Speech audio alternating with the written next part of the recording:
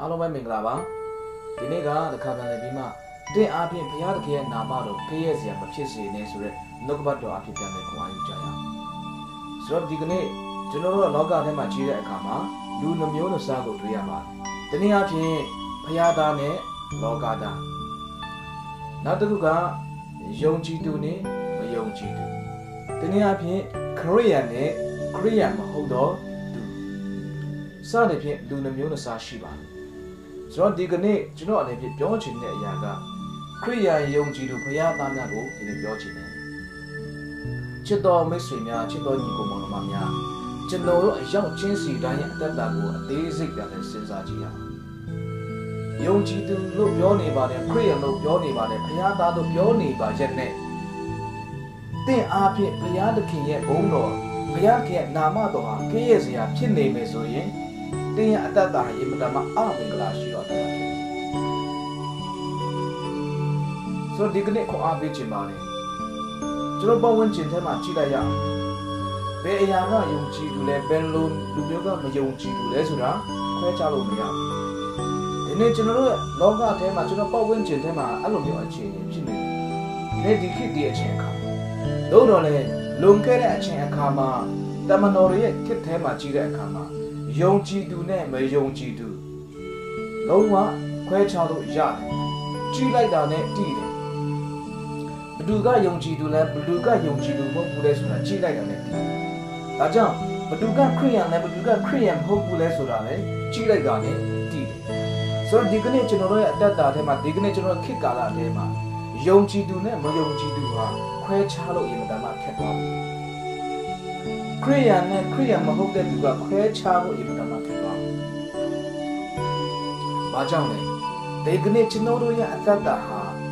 ခရစ်ယာန်အသက်တာထဲမှာအသက်မရှင်တော့ကြောင့်ဖြစ်တယ်။ဒါကြောင့်ဒီနေ့ဘာဖြစ်လာတယ်လဲဆိုရင်ကျွန်တော်တို့အားဖြင့်ဘုရားသခင်ရဲ့နာမတော်ဟာကဲ့ရဲ့စရာဖြစ်လာတယ်။လမ်းဘေးရောက်နေတဲ့သူတွေထဲမှာယုံကြည်သူတွေအများကြီးနော်ယုံကြည်သူတွေအများကြီးဒီကနေ့ယုံကြည်သူခရစ်ယာန်တွေရဲ့အသက်ရှင်မှုကလည်းမယုံကြည်သူတပါးအမျိုးသားတွေနဲ့အတူတူပဲစားခြင်းတောက်ခြင်းနေခြင်းထိုင်ခြင်းပြောခြင်းဆိုခြင်းအရာတစ်ခုချင်းစီတိုင်းကမယုံကြည်သူတပါးအမျိုးသားတွေနဲ့တစ်ထပ်တည်းဖြစ်တယ်တမန်တော်ရဲ့ခေတ်အချိန်အကာလမှာအဲ့လိုမျိုးမဟုတ်ဘူးဒါကြောင့်ခရစ်ယာန်ဆိုတဲ့နာမည်ကတပါးအမျိုးသားတွေကပေးခဲ့တာဖြစ်တယ်ဒီနေ့အပြင်ခရစ်တော်ရဲ့နောက်ကိုလိုက်တော်သူတွေဒီကောင်တွေကခရစ်ယာန်စသဖြင့်မယုံကြည်သူတပါးအမျိုးသားတွေကပေးခဲ့တဲ့နာမည်ဖြစ်တယ်ဆိုတော့ဒီကနေ့ကျွန်တော်တို့ရဲ့ကာလအထဲမှာချစ်တော်ယုံကြည်သူဓမ္မမိတ်ဆွေများဖခင်သားလို့ခံယူနေကြတဲ့သူများယေရှုခရစ်တော်ဘုရားကိုမိမိရဲ့ကယ်တင်ပါရှင်အဖြစ်ယုံကြည်လက်ခံတဲ့သူများတင်းရဲ့အသက်တာအဖြစ်ဘုရားရဲ့နာမတော်ဘုန်းတော်ကဲ့ရဲ့စရာမဖြစ်စေပါနဲ့လို့ဒီကနေ့ခေါ်အားပေးခြင်းပါတယ်ဒီကနေ့ကျွန်တော်တို့ရဲ့အတ္တကျွန်တော်တို့ရဲ့အခြေအနေကအရင်မတမ်းမှစဉ်းစားဖို့ဖြစ်တယ်စဉ်းစားစရာကောင်းတယ်ယုံကြည်သူလို့ပြောနေပေမဲ့မယုံကြည်သူတပါးအမျိုးသားတွေနဲ့အတူတူဖြစ်နေတယ်ကျွန်တော်တို့ရဲ့အတ္တကျွန်တော်တို့ရဲ့အသက်ရှင်မှုကအတူတူဖြစ်နေလုံးဝကိုကွဲပြားခြားနားခြင်းမရှိဘူးစင်တူဖြစ်နေမယုံကြည်သူတပါးအမျိုးသားလောကသားတွေအသက်ရှင်တဲ့အတိုင်းပဲဒီကနေ့ယုံကြည်သူဘုရားသားလို့ပြောနေတဲ့ယုံကြည်သူတွေကလည်းအဲ့လိုပဲအသက်ရှင်နေကြတယ်ဆိုတော့စဉ်းစားစရာဖြစ်တယ်ဒီကနေ့ကျွန်တော်တို့ရဲ့အသက်တာကျွန်တော်တို့ရဲ့အသက်ရှင်မှုဟာခရစ်တော်ကဲ့သို့အသက်ရှင်မှုဖြစ်ဖို့လိုပါတယ်ချစ်တော်မိတ်ဆွေများဒီကနေ့ယေရှုခရစ်တော်ဘုရားလောကထဲမှာအသက်ရှင်ခဲ့တဲ့အရာကအလကားရှင်ခဲ့တာမဟုတ်ဘူးကျွန်တော်တို့ဘလို့အသက်ရှင်ရမလဲဆိုတဲ့အရာကိုသင်ပေးခဲ့တာဖြစ်တယ်သင်ပြခဲ့တာဖြစ်တယ်ပြောပြခဲ့တာဖြစ်တယ်ထိုနည်းတူဆိုပဲယနေ့အချိန်ထိတိုင်အောင်ဘုရားကကျွန်တော်တို့ဘလို့အသက်ရှင်ရမလဲဆိုတဲ့အရာကိုနှုတ်ကပတ်တော်အဖြစ်တုံ့တင်လေးရှိပါတယ်နှုတ်ကပတ်တော်တမန်ကျမ်းစာတစ်ပိုက်ကိုကျွန်တော်ဖတ်ချင်ပါတယ်ကောရိန္သုဩဝါဒစာပထမဆောင်အခန်းကြီး30အပိုက်31ကိုကျွန်တော်ဖတ်ပါမယ်ဒီတို့ဒီစားတော်၎င်းတောက်တော်၎င်းမိသည့်အမှုကိုပြုတော်၎င်းဘုရားသခင်ဘုန်းတော်ကိုထောက်၍ခတ်သိမ်းသောအမှုကိစ္စကိုပြုကြလော့တမန်ကျမ်းစာကဒီနေ့ကျွန်တော်တို့ကိုဒီလိုတင်ပြထားပါတယ်စားတော်၎င်းတောက်တော်၎င်းမိသည့်အမှုကိုပြုတော်၎င်းဘုရားရဲ့ဘုန်းတော်ကိုထောက်ဖို့လဲဆိုရင်ဘုရားသခင်ရဲ့ဘုန်းတော်ကိုထောက်ဖို့ဖြစ်တယ် ဒီကနေ့ကျွန်တော်တို့ယုံကြည်သူအယောက်ချင်းဆိုင်အသက်တာတွေမှာပြန်ပြီးစဉ်းစားကြည့်ရအောင်ကျွန်တော်တို့ပြောတဲ့အရာကျွန်တော်တို့စားတဲ့အရာကျွန်တော်တောင်းနေတဲ့အရာတခုချင်းစီတိုင်းကဘုရားရဲ့ဘုန်းတော်တင်ရှားစေဖို့ဖြစ်ရလားဆိုတာကိုရှင်းကျင်ဖို့ဖြစ်တယ်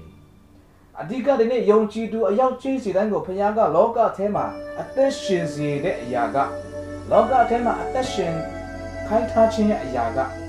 ဘာအတွက်လဲဆိုရင်ဘုရားတပင်ရဲ့ဘုန်းတော်ကိုထင်ရှားစေဖို့ဖြစ်တယ်။ဒါပေမဲ့ဒီကနေ့ယုံကြည်သူခရိယန်ဘုရားသားတွေရဲ့အတ္တတာအသက်ရှင်မှုကဘုရားရဲ့ဘုန်းတော်ကိုမထင်ရှားဘဲနဲ့ဘုရားရဲ့ဘုန်းတော်နာမတော်ကိုကဲ့ရဲ့စရာဖြစ်စေတယ်။ဝမ်းနည်းစရာဖြစ်တဲ့ချစ်တော်ယုံကြည်သူဓမ္မမိတ်ဆွေများခွန်အားပေးခြင်းပါတိုက်တွန်းခြင်းပါကျွန်တော်တို့အတ္တတာကိုပြင်ဆင်ရအောင်ပြုပြင်ရအောင်ဒီအားဖြင့်ဘုရားရဲ့ဘုန်းတော်နာမတော်ကဲ့ရဲ့စရာမဖြစ်စေပါနဲ့ကျွန်တော်တို့စားတဲ့အရာဖြစ်စေတောက်တဲ့အရာဖြစ်စေမိတိအငန်းကံကိုလုပ်တဲ့အရာဖြစ်စေ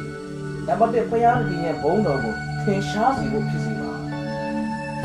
နံပါတ်1ဘုရားရဲ့ဘုန်းတော်နာမတော်အဖို့လို့မှာဖြစ်စေပါတင်ပြောခြင်းအရာကလည်းဘုရားရဲ့ဘုန်းတော်အတွက်ဖြစ်စေပါတင်စားတော့ခြင်းအမှုအရာကလည်းဘုရားရဲ့ဘုန်းတော်ထင်ရှားစေဖို့အတွက်ဖြစ်စေပါခွန်အားပေးခြင်းပါတိုက်တွန်းခြင်းပါဒီကနေ့ကျွန်တော်တို့ပတ်ဝန်းကျင်ထဲမှာကြီးတဲ့အခါမှာယုံကြည်သူဘုရားသားတို့ပြောနေတဲ့သူတွေကပြည့်စည်နေကြတယ်မယုံကြည်သူတွေတပါးအမျိုးသားတွေကဲ့သို့အသက်ရှင်ကြတယ်ဒီအရာတွေကိုမြင်တဲ့အခါတွေ့ရတဲ့အခါမှာဒီမတမ်းမှဝမ်းနေမိပါဝမ်းနေစရာပဲဒါကြောင့်ချစ်တော်မိဘများညီကိုမောင်နှမများကျွန်တော်အရောက်ကျေးဇူးရဲ့အတ္တတာစာရမဏေရဲ့တွေးဆောင်ခြင်းလောကရဲ့တွေးဆောင်ခြင်းတွေမှာမကြရှုံးသွားပါစေနဲ့နှုတ်ကပတ်တော်အားဖြင့်ကျွန်တော်တို့အတ္တတာကိုပြုပြင်ရအောင်ပြင်ဆင်ရအောင်ခရစ်တော်၌ရှိတဲ့အသစ်ပြုပြင်တော်တတ်တော်လို့ပြောပါတယ်။ဒါကြောင့်ကျွန်တော်တို့ရဲ့အတ္တတာဟာအသစ်ဖြစ်လာဖို့အရေးကြီးတယ်။ယေရှုခရစ်တော်ဘုရားကိုယုံကြည်လက်ခံတဲ့အတ္တတာနဲ့ယေရှုခရစ်တော်ဘုရားကိုမယုံကြည်မလက်ခံသေးတဲ့အတ္တတာရေနဲ့စီဖြစ်တယ်တတ်တတ်စီဖြစ်တယ်။သို့ပေမဲ့လို့ဒီကနေ့ကျွန်တော်တို့ရဲ့အတ္တတာကယေရှုခရစ်တော်ဘုရားကိုယုံကြည်လက်ခံပေမဲ့ဒီအတ္တတာလည်းဖြစ်တယ်။ယေရှုခရစ်တော်ဘုရားကိုမယုံကြည်သေးခင်က life style ပဲဖြစ်တယ်။ဒါကြောင့်ချစ်တော်မိတ်ဆွေများဒီကနေ့ကိုအားပေးခြင်းနဲ့ညာကတင့်အားဖြင့်ဘုရားတကယ်ရဲ့နာမတော်ကြီးကဲ့ရဲ့စရာရှုံချစရာမဖြစ်ပါစေနဲ့။တပါးသူတွေရဲ့ရှေ့မှာကျွန်တော်တို့အတ္တတာကိုပြုပြင်ရအောင်ဆင်ခြင်ရအောင်ဘုရားခင်အလိုတော်ရှိတော်အတ္တတာထဲမှာကျွန်တော်အသက်ရှင်ရအောင်လို့နှုတ်ကပတ်တော်အားဖြင့်ခွန်အားပေးခြင်းပါတယ်။တမန်ကျမ်းစာတစ်ပိုက်ကိုကျွန်တော်ဖတ်ချင်ပါတယ်။ရောမဩဝါဒစာအခန်းကြီးနဲ့အပိုက်ငယ်24ကိုကျွန်တော်ဖတ်ချင်ပါတယ်။အကြောင်းမူကားကျမ်းစာလာသည်နှင့်အညီတပါးအမျိုးသားတို့သည်တင်တို့အကျင့်ကိုထောက်၍ဘုရားသခင်၏နာမတော်ကိုကဲ့ရဲ့တတ်ကြ၏။တမန်ကျမ်းစာကပြောထားပါတယ်။ကျွန်တော်တို့ရဲ့အကျင့်ကိုထောက်ပြီးမှတပါးအမျိုးသားတို့က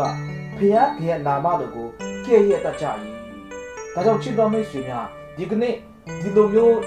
တပါးအမျိုးသားတွေကဘုရားသခင်ရဲ့နာမတော်ကိုကဲ့ရဲ့စရာဖြစ်စေမဲ့အမှုအကျင့်အသက်ရှင်မှုတွေကျွန်တော်တို့နဲ့ဝေးပါစေ။အာမင်။ဒါကြောင့်ကျွန်တော်တို့ရဲ့အသက်တာကိုကြည်ခြင်းအပြင်တပါးအမျိုးသားတွေဘုရားကိုမသိတော်သူတွေကဘုရားကိုသိမြင်စေလာဖို့အတွက်ကျွန်တော်အသက်ရှင်ရအောင်။ဒီနေ့ဘုရားကကျွန်တော်ကိုလောကထဲမှာအသက်ရှင်စေတဲ့အရာကဘုရားရဲ့ဘုန်းတော်ကိုထင်ရှားစေဖို့ဖြစ်တယ်။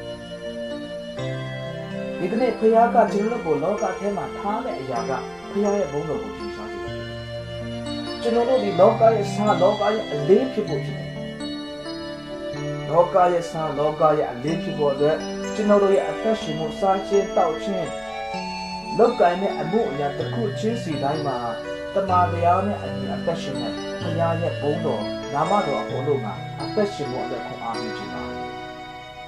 ချစ်တော်မိတ်ဆွေများကျွန်တော်တို့အသက်တာတွေကိုစင်ကြင်ရအောင်ပြုပြင်စရာရှိတဲ့အရာတွေကိုပြုပြင်ရအောင်လူတိုင်းကပြီးဆုံးတယ်ဆိုတာမရှိပါဘူးတို့တော်လည်းကျွန်တော်တို့အသက်တာကပြုပြင်ခြင်းသောစံတာနဲ့အတူဘုရားသခင်ရဲ့ခွန်အားနဲ့အတူခရစ်တော်အားဖြင့်ပြုပြင်ဖို့ဖြစ်တယ်ခရစ်တော်အားဖြင့်ခတ်သိမ်းသောသူကသိဖြစ်သွားမှာဖြစ်တယ်အဲတော့ချစ်တော်မိတ်ဆွေများဒီကနေ့ခွန်အားပေးခြင်းတဲ့အရာကတင့်အားဖြင့်ဘုရားသခင်ရဲ့နာမတော်ကြီးကဲ့ရဲ့စရာဖြစ်ပါ တင်းအားဖြင့်ဘုရားကဲနာမတော်သည်ချီးမွမ်းစရာဖြစ်ပါစေ။တပါးသူတွေရဲ့ရှေ့မှာမယုံကြည်သူတွေရဲ့ရှေ့မှာလောကသားတွေရဲ့ရှေ့မှာတင်းအားဖြင့်ဘုရားကဲနာမတော်သည်ချီးမွမ်းစရာဖြစ်ပါစေ။တင်းအားဖြင့်ဘုရားကဲဘုန်းတော်ထင်ရှားပါစေ။ဘုရားတော်အားဖြင့်အရောက်ချင်းဆိုင်ကိုအားပေးလိုက်ပါမယ်။ဘုရားတော်ကြားနာတဲ့တော့အရောက်ချင်းဆိုင်ပေါ်မှာတန်ရှင်တော်ဝိညာဉ်ပြန်ခွင့်ရခြင်းခံစားရပြီးမှဘုရားခင်ရဲ့ဘုန်းတော်ကိုထင်ရှားစေတော့အတ္တတာဘုရားခင်ရဲ့နာမတော်ကိုချီးမွမ်းစရာဖြစ်စေတော့အတ္တတာနဲ့ဆက်လက်အသက်ရှင်ကြပါစို့လို့ဘုရားကအားပေးပါတယ်။အရောက်ချင်းစတိုင်းကိုပြန်ရှင်ကောင်းကြည့်ပေးပါစေ။ယေရှုတင်ပါတယ်။